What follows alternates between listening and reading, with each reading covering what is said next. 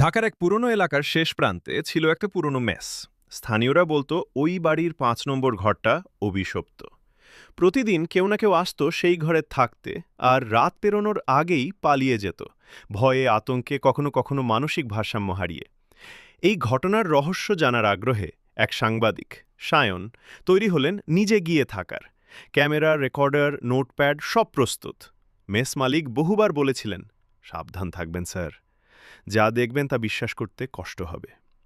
সায়ন সন্ধ্যায় ঘরে উঠলেন। শুরুতে সব স্বাভাবিকই ছিল, কিন্তু রাত যত গভীর হল তত ঘরের বাতাস যেন ভারী হয়ে উঠল। হঠাৎ করেই বাতি টিমটিম করতে শুরু করল। দেয়ালে টাঙানো আয়নাটায় দেখা গেল একটা মেয়ের ছায়া, কিন্তু ঘরে কেউ ছিল না। সায়ন ভয় না পেয়ে ক্যামেরা চালু করে ফেললেন। ঠিক তখনই একটা ঠান্ডা নিঃশ্বাস তার ঘাড়ে লাগল। ঘুরে দাঁড়াতেই দরজাটা বন্ধ হয়ে গেল। আটকে গেলেন তিনি ভিতরে।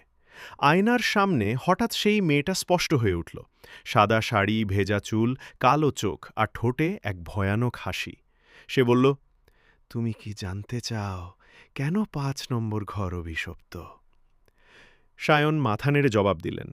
ভূতটা বলল, এই ঘরে আমি খুন হয়েছিলাম ২০০১ সালের এক ঝড়ের রাতে।